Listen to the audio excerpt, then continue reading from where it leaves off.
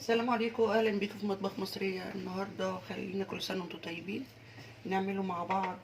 هنعمل مع بعض حاجه حلوه قوي. حاجه حلوه للاكل وحاجه حلوه ان هي لمائده رحمن. نخش في التفاصيل على طول. انا معايا 2 كيلو بصل، هنقشرهم.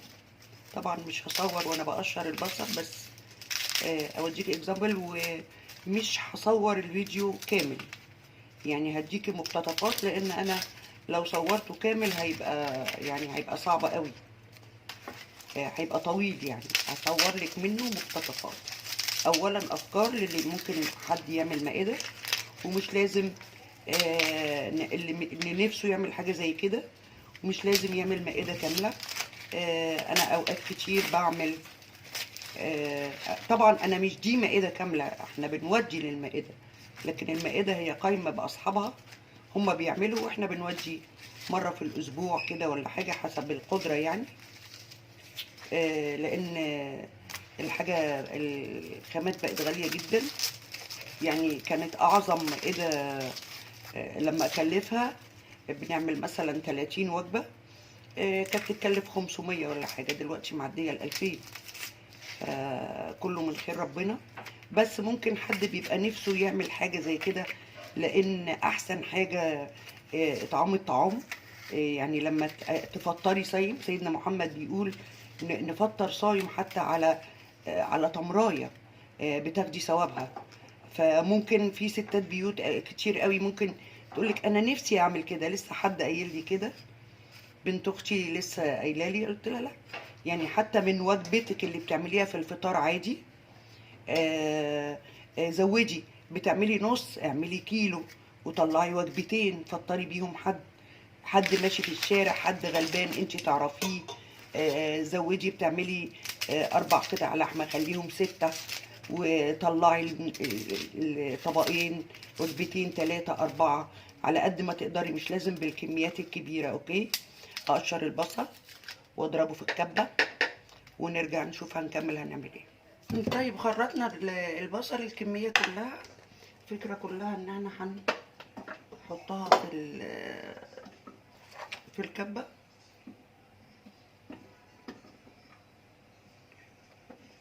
واحط معاها ملح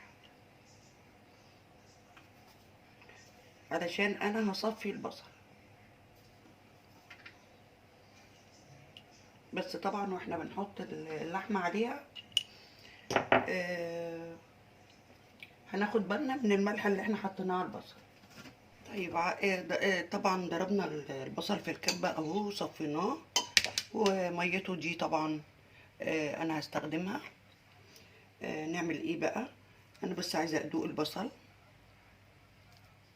تهيألي محتاج ملح، انا حطيت ملح بس هحط كمان عشان لسه هنحط عليه اللحمه.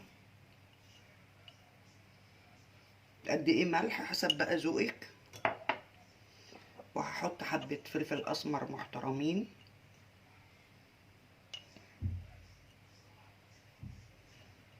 مش عايزه احط شطه او حاجه، لان معرفش مين بيحب حراق ومين لا، فنخلي السبايسي ده يبقى معتدل. بهارات لحمه احط برضو حبه معقولين، ريحتها حلوه قوي.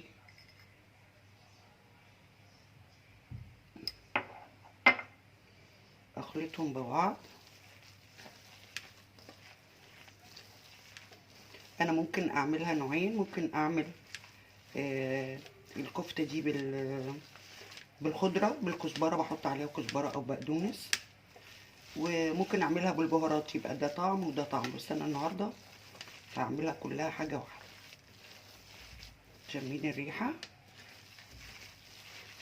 وهي كفته الحاتي يعني ما بتحتاجش بهارات كتير علشان طعم اللحمه يظهر فيها. اهو دربناها كويس جدا. احط جزء نصها هنا في الحله دي. ما عنديش، كنت عايزه حاجه واسعه كبيره اعملها خلطه واحده، بس ما عنديش حاجه كبيره قوي.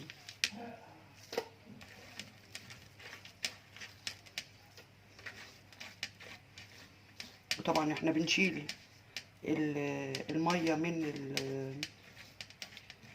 من البصل علشان ما تفكش.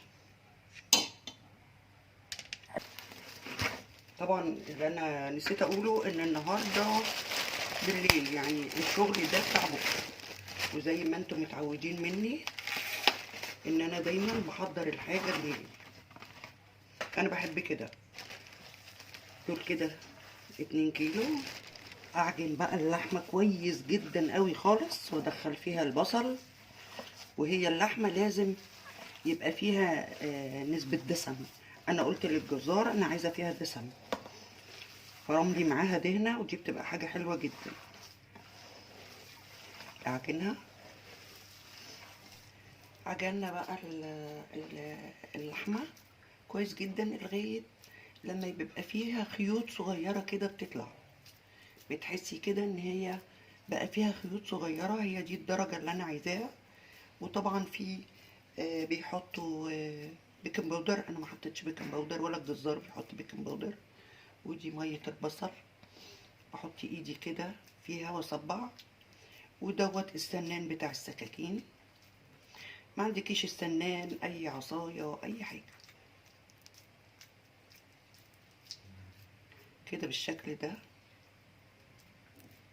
انا طبعا هحطها في الصاج ده لان انا هسويها في صاج كبير.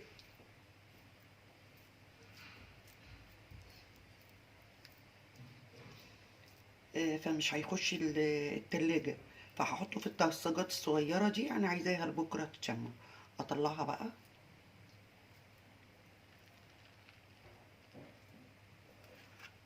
وارصها في الصاج اهو بالشكل كده. الكاميرا مش جايبة بس.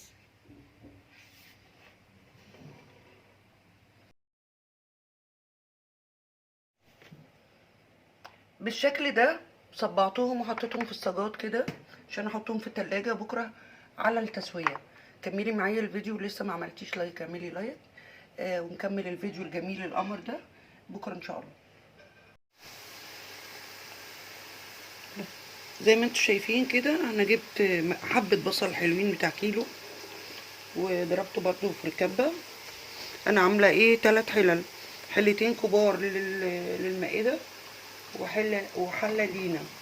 وزي ما انتم شايفين كده برضو هقول لكم معلومة كده على الماشي. اي نعم مش عايزة اطول الفيديو، لكن معلومة الاتجاه الجديد اللي طالع في الحلل الألمونيا. عايزة اقول لكم الحلل دي بتاعتي وانا عروسة من كام سنة، من 35 سنة. ربنا يزيد ويبارك يعني. اوكي. طيب احنا ايه دبلنا، حاطين حبة بصل حلوين هنا وهنا وهنا. فهنا بقى هنحط البهارات عشان هنعمل رز مبهر.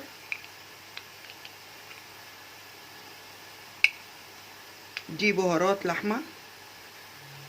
انا مش عارفة اتعامل كده، عايزة معلقة. انا مش هحمرها، انا هدبلها بس. طبعا الحلة دي هعمل فيها 2 كيلو ونص، والحلة دي برضو 2 كيلو ونص. احط ايه 3 معالق صغيرين كده بهارات، ودي نحط فيها معلقة ونص. دي بهارات لحمة.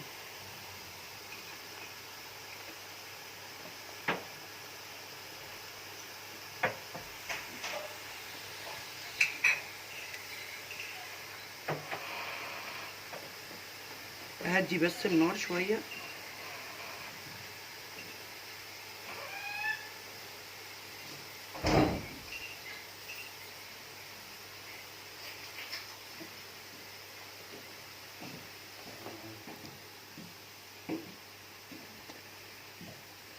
احط كركم،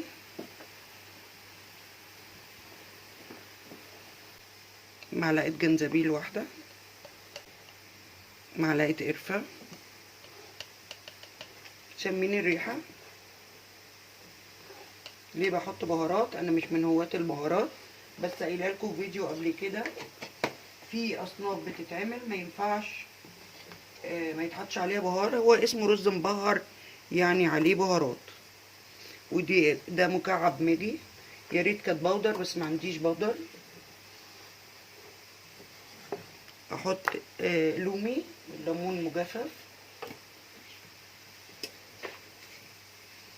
ما عنديش قرفة كتير، نحط هنا كبيرة وهنا واحدة صغيرة وهنا واحدة صغيرة. واحط ايه كمان،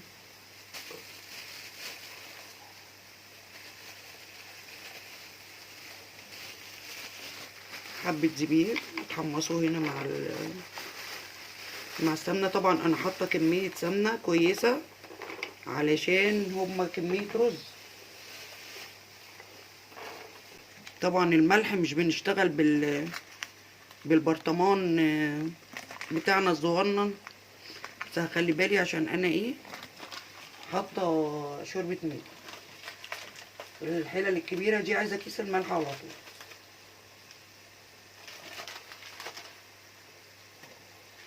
هحط كده وبعد كده نشوف اعمل ايه بقى.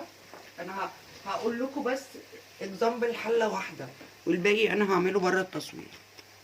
ادي الرز، دول 2 كيلو ونص رز غسلاهم وهو بيجري كده عشان غسلاه من فتره، يعني اقصد ناشف.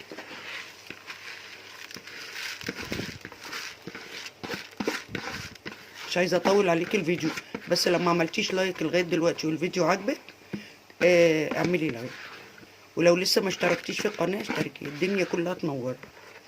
اوكي، اقلب بقى.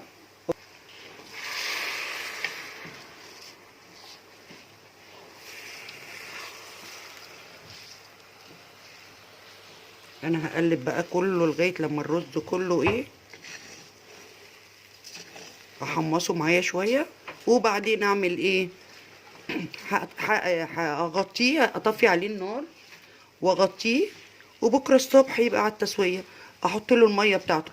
بس لو انا حمرته زياده بزود الميه، لان التحمير ده بيجفف الرز ويخليه ناشف، فبزود. لو عامله مثلا هما دول طلعوا 11، انا دايما بعمل الرز بالكوبايه، مش بعرف هظبطه كله، بس بحب كده ايه.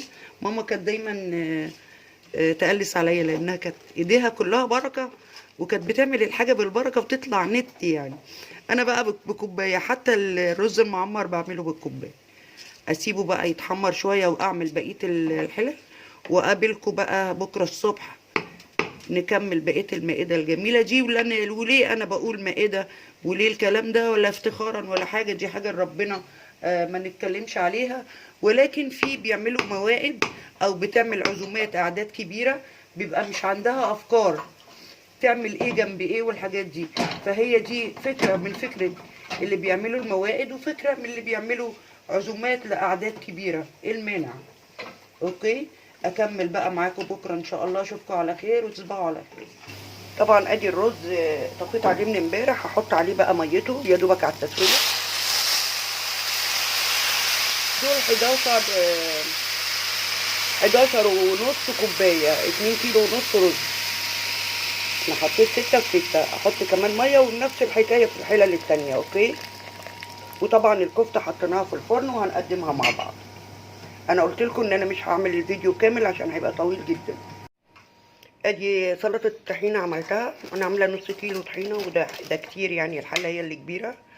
وعملت بره التصوير برضو السلطه الخضراء.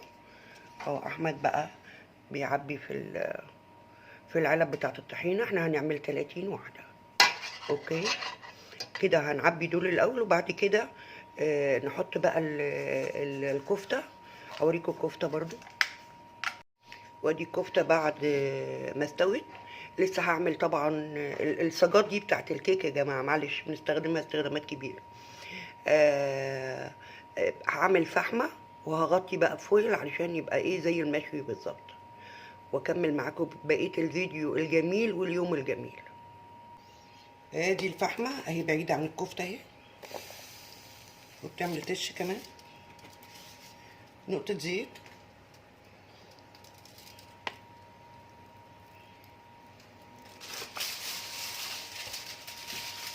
اقفلها بقى بالورق الفويل وما اخليش ولا دخانيه تطلع. وهعمل الباقي بقى ونغرف بقى معاكم. اوكي، بنغرف بقى. انا بحط في كل طبق معلقتين.